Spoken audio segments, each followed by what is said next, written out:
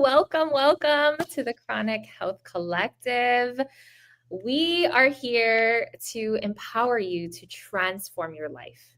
We've gathered the best coaches and experts to bring you insights that will elevate your physical, mental, and spiritual well-being. Whether you're looking to boost your energy, heal relationships, or live a more productive, balanced life, we're here to guide you every step of the way. And today, I am so privileged to have two, not just one, but two guests, and two of our amazing leaders and teachers and healers here in our community of the Chronic Health Collective to share with you their amazing work in the world. So I apologize in advance because I didn't ask Terry before she jumped on how to pronounce your last name. Terry, say your last name for me before I... Sayre. Sayre. Okay. I didn't want to... It's okay. It's okay. I have the most amazing dynamic mother-daughter duo here in the house today. So I have Terry Sayre and Kelly Fox in the house. And I want to just share a little bit about who they are and what they bring to this amazing platform. So Terry and Kelly are both advanced certified fearless living coaches and advanced certified fearless trainers. They are a mother-daughter duo, and they specialize in bridging this gap for you of where you are to where you want to be. And they support you to master your fear through skills and tools of fearless living. And this was created by Rhonda Britton. And they teach these skills in workshops, on their weekly podcasts, and they share 12 steps to freedom. Okay, I have to share a little bit of their personal background too. So Terry is on the city council and is mayor. Hello, we have a mayor in the house. She's also a mother, grandmother, and great grandmother. And Kelly has been a coach since 2008 and is busy with her 6 kids. I only have 3 kids and I'm going bananas. So I don't know how you do that, Kelly. And these women are from different generations, and they are here to help all of you, all of us, reach our goals and get us to this fearless place regardless of our age. And they know how to do all of that and more. And I'm so thrilled to be able to interview them today and hear all the things. So welcome, Kelly and Terry. Thank you. Thank you. Yay. So good to have you here. So let's, did you want to say, did I miss anything? Did you want to add anything to what I mentioned? No, you did good. Okay, well, I am so thrilled to have you here. Let's just dive in. Can we dive in then to, you guys are ready to rock and roll? Okay, so we're in the month of May and we had Mother's Day this month. And everyone has a mom. Whether we are a mom or not, everyone has a mother. That's how we were brought onto this planet.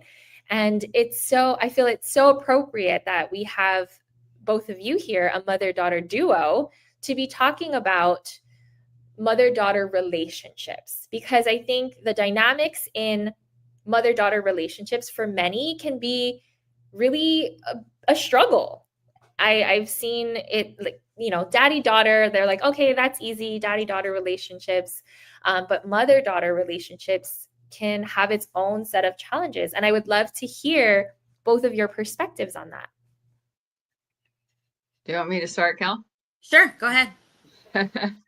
So I think probably for me, the reason that I am so passionate about sharing the tools and strategies of Fearless Generations is that it changed me from a mother that was angry to a mother that was effective and supportive.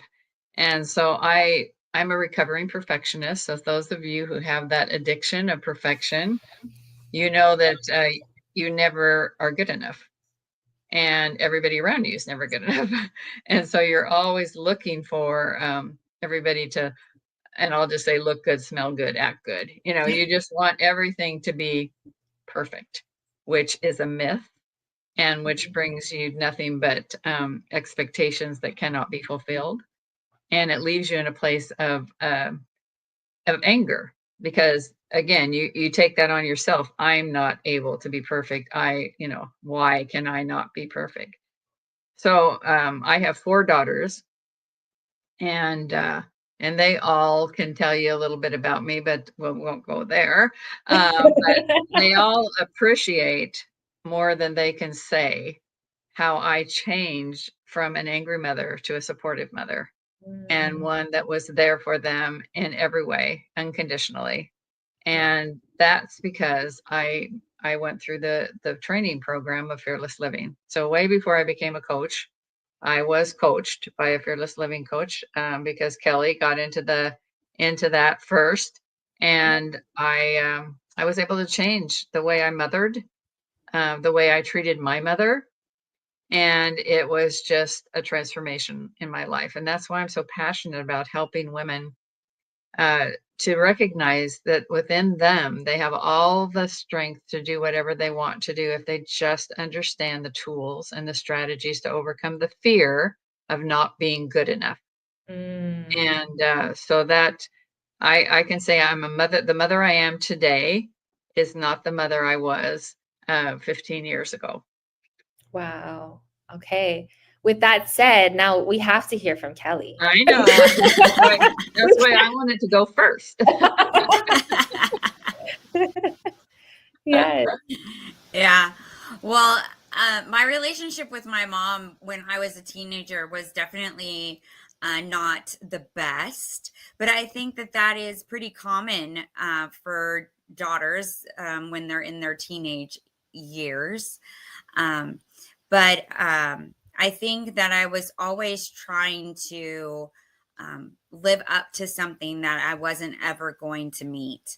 And I felt like she was constantly disappointed in me.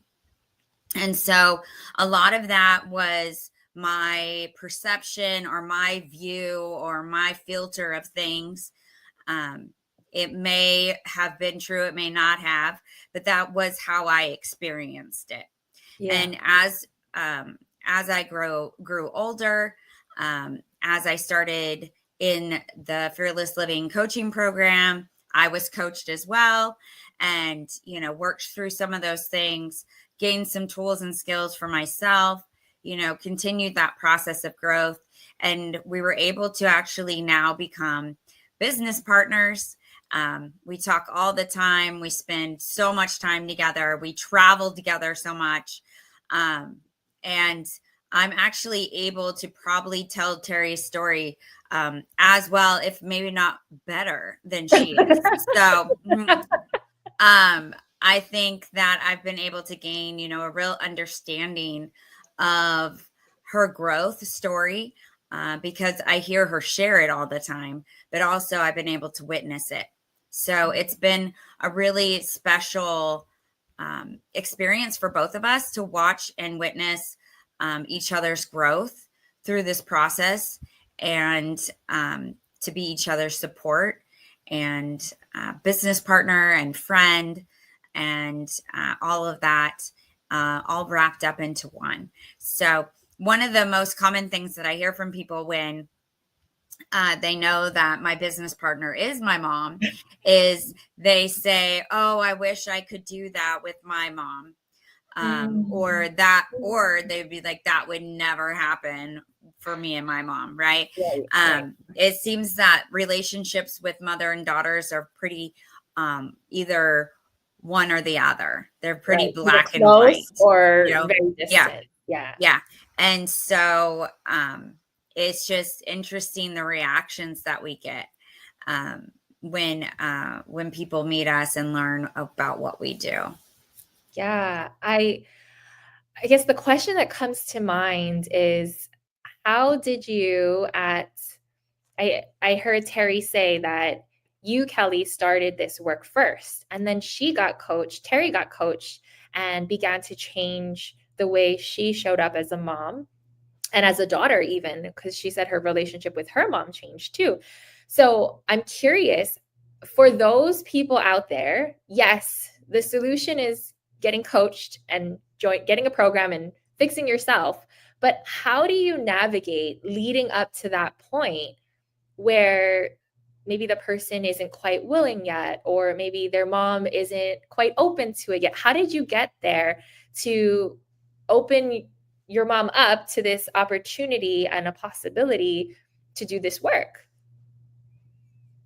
Yeah, I mean, she might be able to answer this better, but I feel like her seeing me and my transformation or my growth from being involved in the program is what inspired her to want to be involved in some way. I think also it was a way for her to feel like she was supporting me and being involved in something that I was passionate about.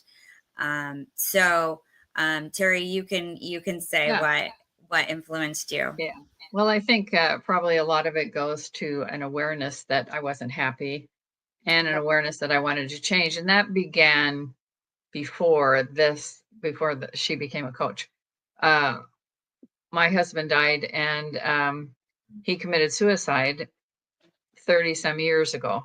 Wow. When that occurred, that was the first wake up for me, that I was going to have to be mom and dad.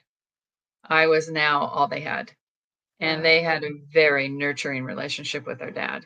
So at that point, I knew that I was going to have to change if my children were going to be able to survive the loss of their dad. And so that was the beginning of the journey, just the awareness and realization that I needed to fill that space. And that was a nurturing space, which was not my space before. Yeah. And so that was the process of getting ready to be willing, because if I hadn't been willing, she couldn't have done anything Right.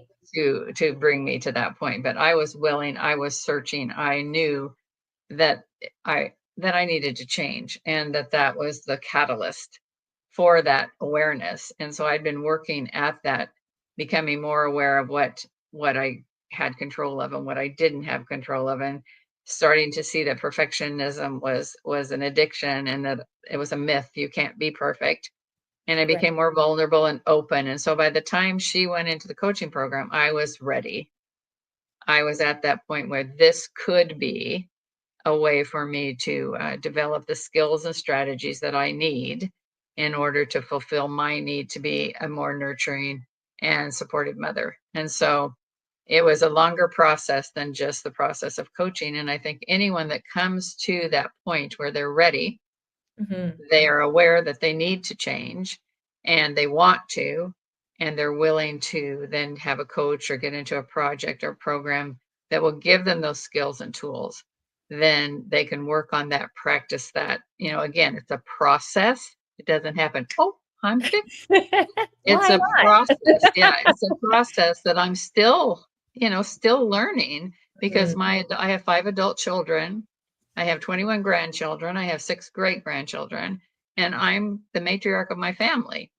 And so I'm very aware that my example, the words I say, the actions I take, the feelings that I demonstrate affect all of them.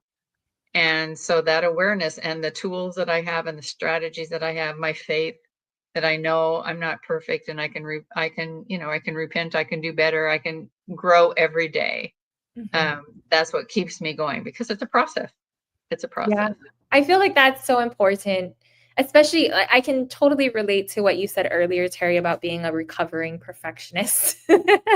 And that is almost like a death sentence for you to say it's a process. What do you mean it's a process? Right.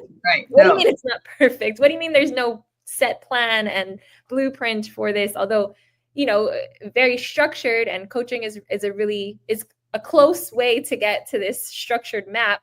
Yeah. But yeah, it can be really scary. So what would you say to the person who's watching this and listening to this that knows that they need to change, knows that they're not satisfied and happy with their life and their relationship with either their daughter or son or mother or father, right?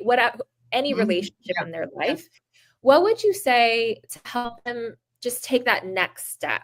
What's something that they could do for? So really the awareness that they want to change, the willingness to ask that question, and then the action to explore what opportunities are there. There's certainly a plethora of coaches that work on those particular skills. So doing the legwork of you can go on to Facebook or what's it called, LinkedIn, and you can find so many people to connect with, and just start interviewing people. Start reading going to their websites. Listen to the testimonials about them, and you'll find some, and then interview them and see if it's a match. Because if you're coach and you don't match, then and but we specialize in working with with mothers and daughters or people with relationships like that. I mean, we also work with people with addiction or whatever, but we're talking as fearless generations today. And that's what we want to encourage people if they really want the next step on how to improve a relationship with a family member, especially if it's a mother or a daughter, that we can really help them.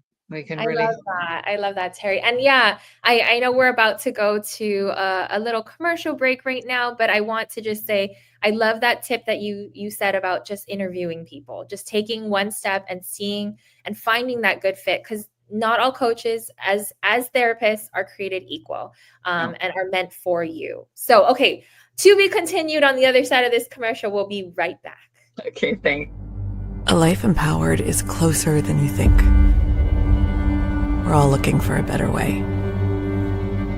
Reimagine what's next with a new sense of exuberance.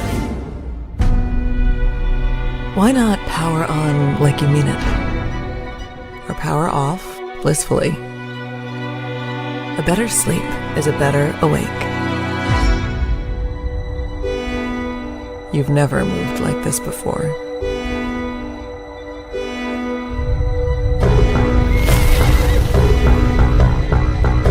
Energy nature intended.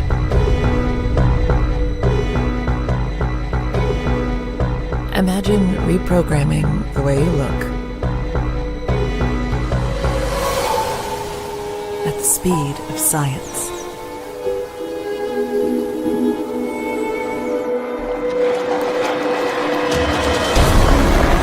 At longevity. At exhilaration. It's next level rejuvenation. Take control of your well-being from the inside out and outside in. The light within is ready to ignite. Be the light. LifeWave.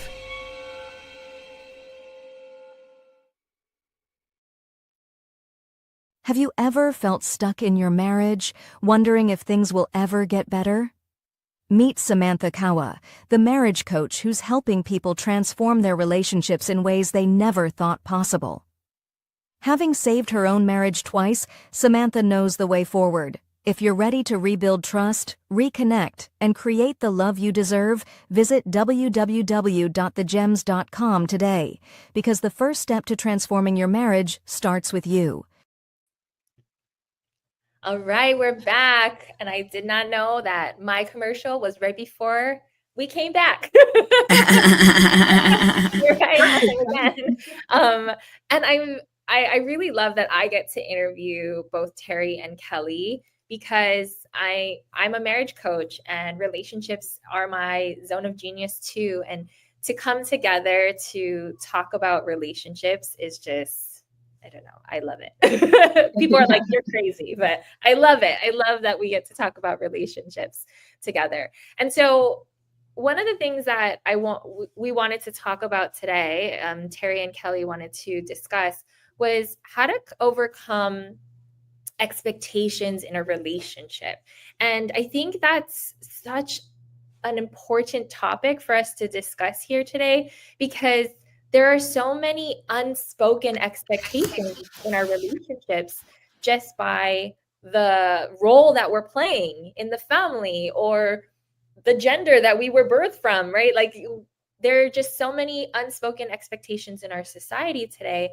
I would love to hear both of your thoughts on how we work through this. How do we overcome this? And I don't know who wants to go first, but I'll let Kelly go first because she's an expert on unspoken expectations. okay, yes, let's go, Kelly. Yeah, because I've had a lot of them. So expectations are premeditated resentments, and so they do not set us up for anything good. And a lot of them are unspoken. I would say the first step is to become aware of the expectations that you have. And one way to do that is whenever you're feeling disappointed, frustrated, upset, let down. There's a lot of other feelings, but you're feeling those because you had an expectation that wasn't met. So it's a reflection of this very like subconscious expectation that we have. Yes. I like it. Okay. Yeah, because a lot of expectations you're not even aware that you have them. You know, you think that everybody should know that you do this or you do that or you say this or you don't say that, right? It's this assumption that we all grew up with the same, you know, teachings and the same values and the same direction from our parents, and none of us were. Even children who have the same parents didn't learn the same lessons because they're different people, and they filtered that information their own personal way. So if you ever catch yourself saying they should know, you're in an expectation. So I love that. You have so many gems already. Like even you started with a mic drop moment that I didn't get to like pause and reflect, but I want to pause and reflect it now. You said expectations are premeditated resentments. That is like, I think I stopped listening for 2 seconds after that because I was registering such a mic drop moment. So if you were listening to this and you kind of paused for a moment too, I just want to acknowledge that that's huge. That in and of itself is huge. And then talking about the assumptions that we're making and even acknowledging that children in the same households will have different lessons that they were learned, different experiences is also really significant. I know of many studies that have shown that even twins have different experiences growing up in the same exact household with the same exact parents, right? And so, yeah, there were so many profound things that you just said. I wanted to like pause and capture that. But yes, expectations are premeditated resentments. Whew, that was huge. Okay. Yeah. Sorry. Keep going. Kelly thought you might talk about silent contracts because you really are, you have some good stories around silent contracts, which are I was getting there. Oh, were you getting there? Okay. Sorry, I interrupted Kelly because I was like, wait, these are writer downers. We have to like get them noted. Yeah. Go ahead. Silent contract. Yeah. Silent contracts are expectations that you have of someone, an agreement that you have, a contract that you have with someone, but they have no idea about it. So one of my good stories is about my husband when we first were married. And I had this expectation that he would take the trash to the street once a week, you know, when the trash truck comes to pick it up.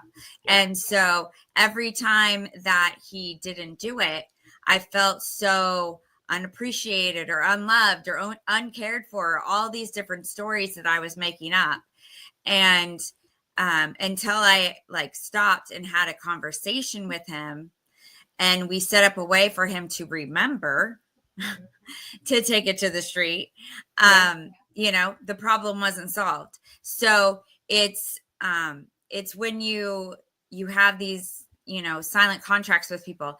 Like you give your best friend a birthday present and you expect to get one back on your birthday. But they didn't agree to that. Right. Right? You didn't have this conversation where you said, okay, I'm going to get you a birthday present and you're going to get me a present. Right? It's this unspoken expectation that we have. Yeah. So, those silent contracts can be really tricky, and you may not even know you have them until they're not met. Okay. So that's where the awareness comes. Sometimes it doesn't come until it hasn't been met, and the feelings come up and you get upset, and then you can then be aware, oh, okay, what was I expecting from this person, or what was I expecting from this situation? And how can I address that? How can I move forward? Okay. Yeah. I love that our feelings and emotions are indicators that, okay, there was likely an expectation that was here, or even a silent contract that was in place. And it's only that the feelings coming up is only to signal to ourselves, hey, there's something to check on. There's something to, address, maybe to look at in regards to this relationship. I love that. Okay. Yeah. So Sorry, that's, do you want to add something? well, I was going to say feelings aren't good or bad. Feelings are just feelings. Yeah. But they are, like you said, I love the way you said that, they're indicators of something, of an unmet need, or something that can be solved by having a conversation or just changing our intention.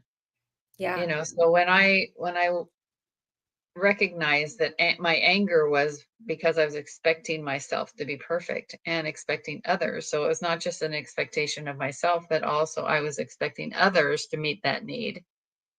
I was able to change those expectations into intentions which were based in love and support and tolerance and acceptance and recognizing and understanding others' needs and just really becoming vulnerable and open. And I mean, again, that was a process. It didn't happen overnight, but I was aware and I had a desire to change. And I that desire was for myself, as well as then to create better relationships with the people that I loved and worked with. So it was that asking myself that very question, what was I expecting? Because I'm feeling angry. What was I expecting? Because I'm overwhelmed. What was I expecting? Because I'm disappointed. Well, what was I expecting? And that helped me then to identify the expectation so that I could change that into an intention that was rooted or the source of love instead of anger. Yeah, I love that. And you brought up a point like a little bit ago, and you talked about the expectations for yourself or others. How do you discern if it's an expation? I mean, I'm sure there's both. Oh yeah, for sure. But how do you discern who's it about? Well, I think when I'm asking or wanting something from someone else, like I want my children to maybe take a shower more often, or I'm wanting them to have better hygiene. Now that's not my children, but I'm just using that as an example. That's an expectation for someone else, right? I mean, expecting them to do something to meet my need.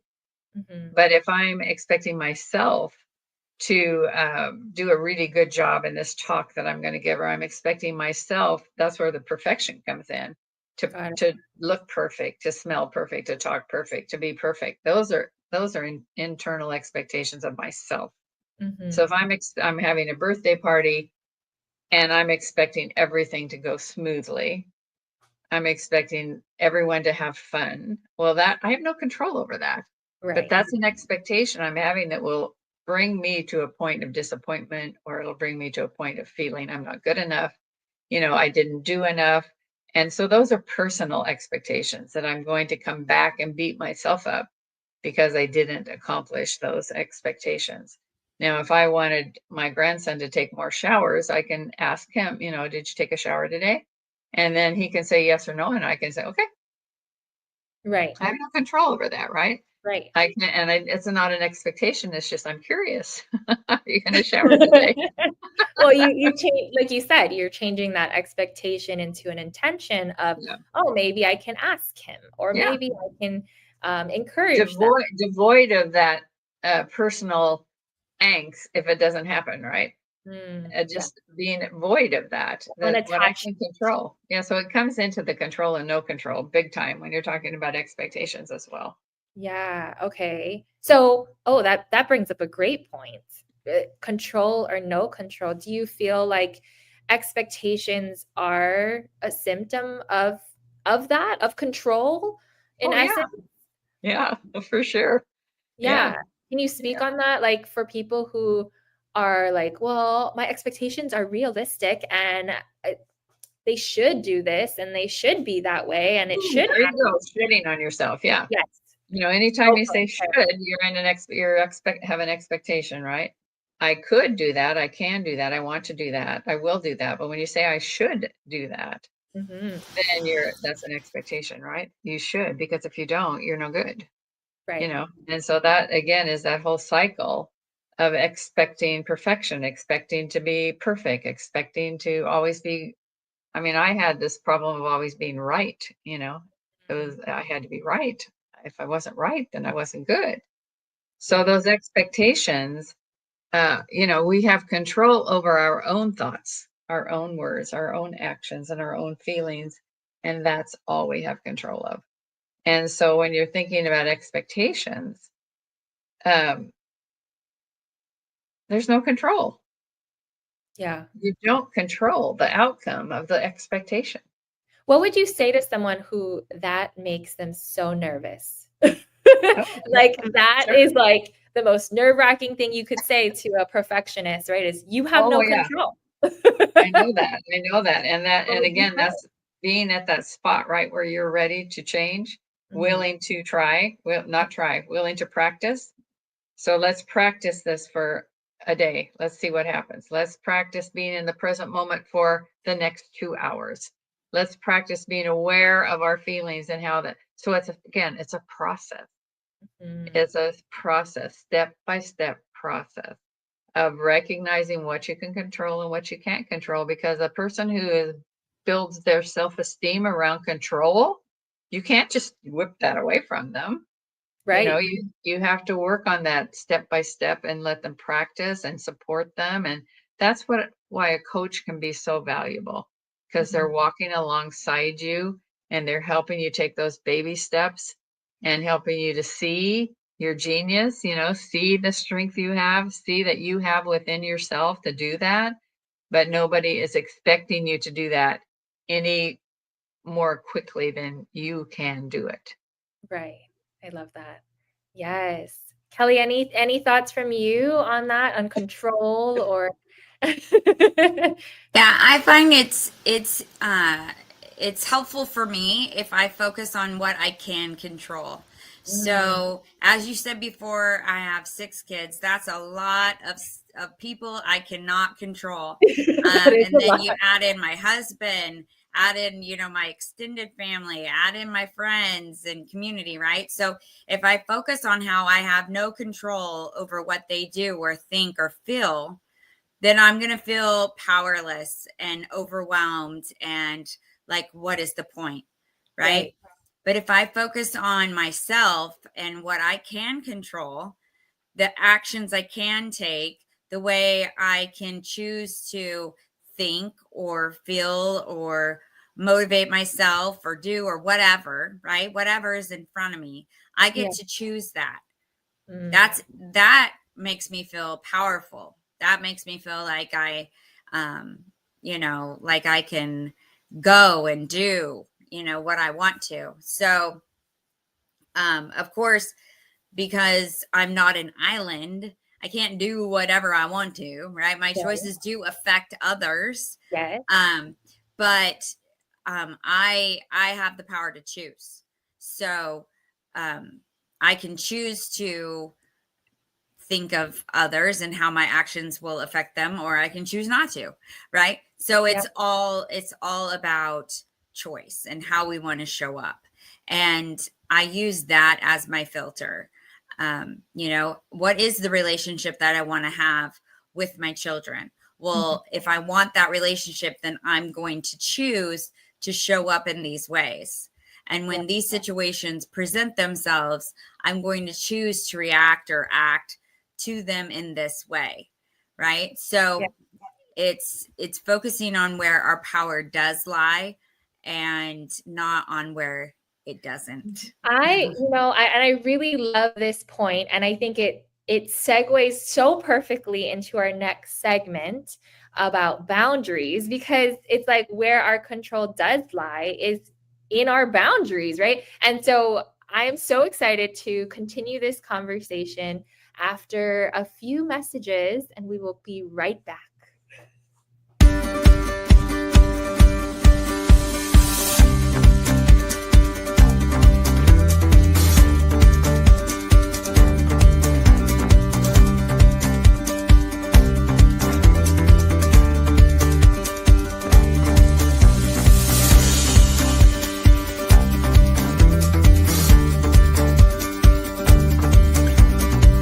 Be attentive to what you tune into, attentive to love and curiosity, interest and enthusiasm. Passion is love. And when we talk about love, it's love of self, love of others, love of God, love of the process. Passion is that place, that sweet spot where we are living intentionally, we are living attentively.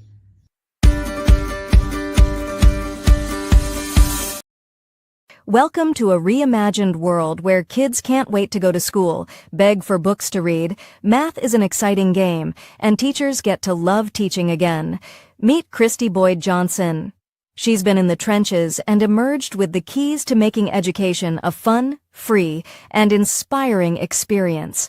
Email her at barefootlearningclub@gmail.com and chat with her one-on-one. Her philosophy?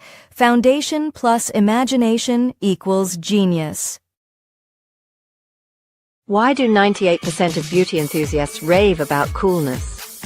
It's all in the blend of ancient wisdom and modern science. Introducing Coolness Pearlescent Face and Eye Serum Cream. This powerhouse combines the antioxidative power of schisandra berries, the glow of pearl powder, and the hydrating wonders of dragon's blood extract.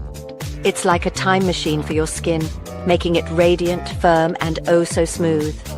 Inspired by ancient Chinese traditions and backed by modern nutritional science, this serum cream is perfect for dry, mature, and aging skin. Say goodbye to dullness and hello to youthful radiance. And guess what? For a limited time, you get a free cooling eye cream applicator with your purchase. It's time to unlock your inner glow with coolness. So what are you waiting for? Treat your skin to the best of both worlds today. All right, we are back. I cannot believe we are on our third segment already. This conversation has just flown by. I know that there are ways that we're going to talk about to stay connected to Kelly and Terry after this, but let's get into this, I would even say taboo topic, because not a lot of people like to talk about it. But let's talk about boundaries and how they can support the health of our relationships. Tell us your genius. Go for it, Terry. Well, I was going to say, go for it, Kelly.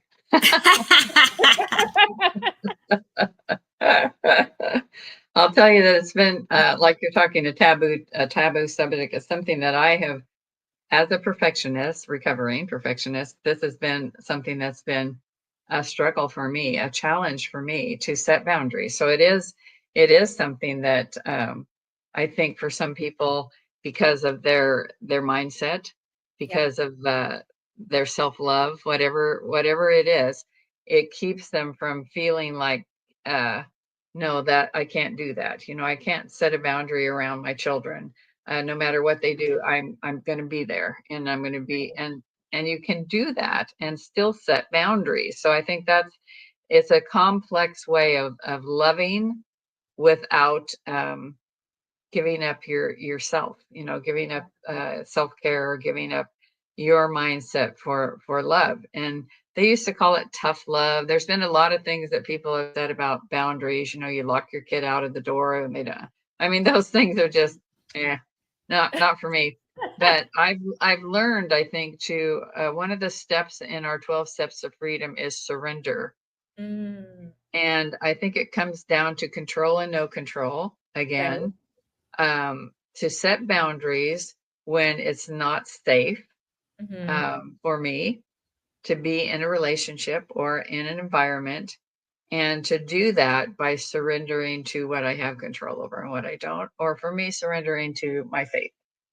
right. And knowing that maybe this child, I'm not going to have a personal relationship with this child because this child has chosen to do something that's out of, eliminating me from the equation. So the boundary is, I love you unconditionally, yet we won't communicate. Right. Yeah, And that's, yeah. that's powerful, I think, and so hard to do, right? Especially, so I'm here in Hawaii and we have a very strong family culture, and there's a lot of unhealthy loyalties here. There's a lot of, but we're Yeah. family, but we're blood. But right, and it excuses so much behavior that you wouldn't tolerate from a stranger, but yet, oh, but they're blood, so we still have to show up together, we still have to be there for one another. And I would love to hear both of you, your thoughts on this, because it's, I doubt it's just here in Hawaii. I think it's all over the States and beyond, right? So yeah, what would you say in regards to how do you deal with some of these very deep rooted beliefs about family, about loyalty, about just how we operate together as in relation to like mother daughter, or like parent child, or even just Friend to friend. Yeah. Friend to yeah, friend. friend to friend, but even like relatives, like Yeah. extended relatives. Like, what are your thoughts on that? Yeah, I think it's getting really clear on what you value and what is in alignment with you. And then what are your deal breakers? What are your lines in the sand? And how can you support yourself in not continuing to step over those lines in the sand? Because every time we say yes to somebody else, we're saying no to ourselves. Right. And so continually saying no to ourselves is going to diminish our power, diminish our self-esteem, diminish our capacity to have joy or feel fulfilled in our lives. And so when we continually put other people in front of ourselves, we aren't going to have a very good opinion of ourselves. And we won't feel in very much control over our lives. And we most likely are not happy people. Yeah. And Right. so it's a matter of loving yourself and loving yourself enough to say no to someone else. Yeah. And I think what you're kind of talking about something specific, Samantha, in that in a family, let's say you have a person in the family that's experiencing, let's say, addiction. Okay. Yep. So you have a family member that's using substances that are harmful to them, and create an atmosphere that's not safe, and they're acting paranoid or erratic or whatever it is, and it's not safe for you emotionally, Yeah. sometimes physically. So how do you set a boundary around that? And it's really not just you and that person, it becomes the whole family. Right. And the whole family if they can come to an agreement that that person is toxic to the survival and safety of the family, then the boundaries can be set up in a humane, a decision that the family makes, and then they set that agreement up with the person. If Yeah. you are using, then you're not welcome at the family gathering. If you are sober and clean, you are welcome at the family gathering. We love you, we support you, but this is the boundary. You cannot interact with us at family affairs unless you are clean or sober, whatever the addiction is. And you will show us a negative drug test. Yeah. So Yeah. you set up those kind of boundaries around that. So you're still loving the person unconditionally, but there's a boundary of them being able to interact with you. And that boundary is for their safety and their potential recovery. Mm-hmm. And that's out of your control. But what's in your control is whether they're in the environment of the family, which is they bring the toxicity into the environment of family, or it stays outside of the family. That's, I think of like a fence around the family, protecting the family. But what can be really difficult is you don't have the whole family united in Right. that boundary. So at that point, the protecting yourself becomes the boundary. As long as that person's here, I'm not coming there because I'm not putting myself within that toxic situation either. Again, not an easy thing to do, No. but those boundaries are really important, and for you as well as for the other person, because if the other person is always allowed to bring the toxicity into the environment, it's not safe for the whole family.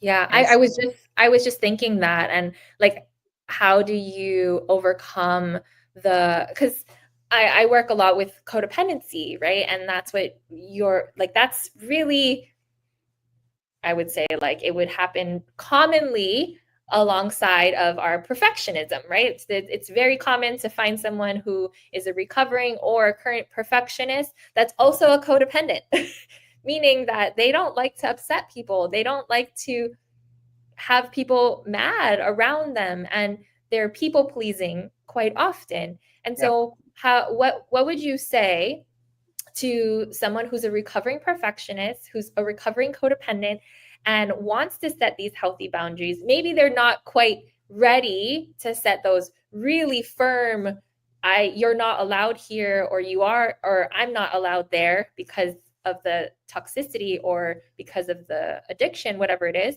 Like, what would you say? How would you, because you talked about the journey, right, throughout this whole conversation. What is like one step in this journey to getting to that place of setting those firmer boundaries? Yeah, I think initially, I mean, I have a little bit of experience with this. Initially with that person, you might just say every 3 days, we're going to do a drug test. And that's in order for you to remain in this environment, you're going to need to test clean for this long. So you've set a boundary that's not too, that's a little bit less than you're out of here. Mm. The thing is, again, being consistent and doing it is still so hard. So having a support system for yourself that's supporting you and maybe supporting that other person as well, so that you can stay strong and you can keep the boundary. And so what would it mean if you didn't you tested dirty? So if you test dirty, then, you've got a safe place for them to go until they can test clean. So there's a lot of places that they could go, to a halfway house, to whatever, until they test clean. So, I mean, we're talking about addiction there, but I mean, there's other things as well that you take little steps to help them to build their capacity to perhaps recover. But again, it's out of your hands. So Right. Like, how do you balance the control part of testing? And so are you going to enable them? You're going to, okay, it's okay this time. We'll do it again. We'll try another 3 days. Oh, okay, we'll give another 3 days. Okay, so there you're enabling, right? And there's no progress. So it's on both sides. The person that's trying to set the boundary and the person that's not keeping the boundary, it takes a lot of practice and a lot of support. So that's where a coach, therapist, some kind of a program, like whether it's Alcoholics Anonymous or An-Anon, or what kind of a program can you also get support with in that, doing the 12 steps with them. I mean, there's just we don't have time to talk about all the ways that you might be able to set up those boundaries, but the thing is, you have to be consistent. And if you say in 3 days you're going to do this, if you haven't kept that boundary, then you have to do that. Mhm. Otherwise, Yeah, what I'm it's just hearing you say, it's not about the rigidity of it. It's about the consistency of it. It's about following through on what you say, right? and codependency. Codependency doesn't have that. If you're codependent, that consistency is what's lacking Yes, so yes, many yes. times. Yeah. Okay, before my final question, Kelly, do you have any thoughts on that? Any thoughts on we Boundaries. could go on for another hour, but Yeah. Well, I just think, giving compassion for yourself, because when you don't have boundaries and you're not used to setting them, it's not going to go great when you start to. So just going into that, knowing that when you start telling people no, or you start saying it's not okay for you to talk to me like that, or it's you whatever it is, this boundary that you've set, and the people are used to you not having it, they're not going to be happy. yes, They're gonna come back at you. And so having that support is definitely important, so that you keep doing what keep holding that line even when it's getting challenged. And like, I used to never speak up, and then I started to speak up, and I was really loud at first, and then my voice went back to like normal, where like now I can speak up and it's just my normal voice, right. and I You're still not feel overcompensating anymore. yeah. Yeah. Um, that makes sense. so when you start something, you're not going to do it perfectly. It's not going to go perfectly at all. Never perfectly. So that's why we always say practice. I'm willing to practice this. I love that. So we don't say try. We don't say try. We say practice. I love that. Okay. Well, I know we're going to talk in a second. I'm going to give you guys more information on how to get a hold of Kelly and Terry. But before we go, I only have 2 minutes, but so you have 30 seconds each. My quirky, fun question that Andy wants us to ask every interview. I actually am picking this myself, but I want in a 30-second snippet your absolute funniest and favorite memory of one another. So Kelly, your funniest and favorite memory of Terry, and Terry, your funniest and favorite memory of Kelly. Go. Well, I just, Kelly's a performer. She loves to do theater. And so one of my funniest moments is when she was probably 5 or 6. I don't know. She was in the play Annie, and she stole the show. She was just one of the extra orphans, but she would climb up on the then, and she couldn't get up on the bunk and keep climbing until somebody would push her up there, and everybody in the audience was laughing, and the director got really mad at her. But it was so funny, and we all loved it. And that's a story we tell all the time about her stealing the show. Yes, I love that. Thank you, Terry, for sharing that. Kelly, 30 seconds for Terry. No, I don't know. I can't think. Okay, so one of my favorite things about my mom is when I was like 8, because Terry's in the theater as well. She played the Wicked Witch in The Wizard of Oz, and she has the most amazing cackle. And so we try to get her to do it all the time, but she doesn't do it, just anytime anymore. She's so, but when we go to Disneyland and we're in the Haunted Mansion, and you go down the elevator, and then at the end, he's like, there's like this scary moment or whatever, and the lights go out, and she does her cackle, and everybody around us is like, what? That's not normal. And it's the best. Mm-hmm. Oh my gosh, so good. Okay, well, we'll definitely have to go to Disney together. For sure. I love it. So tell us how people can continue having this conversation with you. I know your information's on the bottom of the screen, but share with them how to get a hold of you. Yeah, well, the best way to get a hold of us is through probably Facebook Messenger, or you can email me. My email is right there, kelly@fearlessgenerations.org. Reach out to us on the social medias, or through email is probably the best. easiest way. You can go on our website and register for our newsletter, which also includes the Chronic Health Collective magazine. So you'll get that as well within our newsletter. So those are probably the easiest ways. Yes. Okay. So if today's discussion resonated with you, you don't have to navigate this journey alone. There are so many people, especially in this collective, that can support you. So make sure you book a complimentary consultation with one of our expert coaches, Kelly or Terry here, if you really resonated with their message, at chronichealthcollective.com for personalized support. And you can subscribe to our Chronic Health Collective monthly magazine for valuable tips from all 13 coaches to elevate every area of your life. And please, please, please join us live every Tuesday at 7 p.m. Central Standard Time, or catch past episodes anytime on e360tv.com or youtube.com/@chronichealthcollective. And we will see you next week. Thank you, Samantha. Thank you. everyone.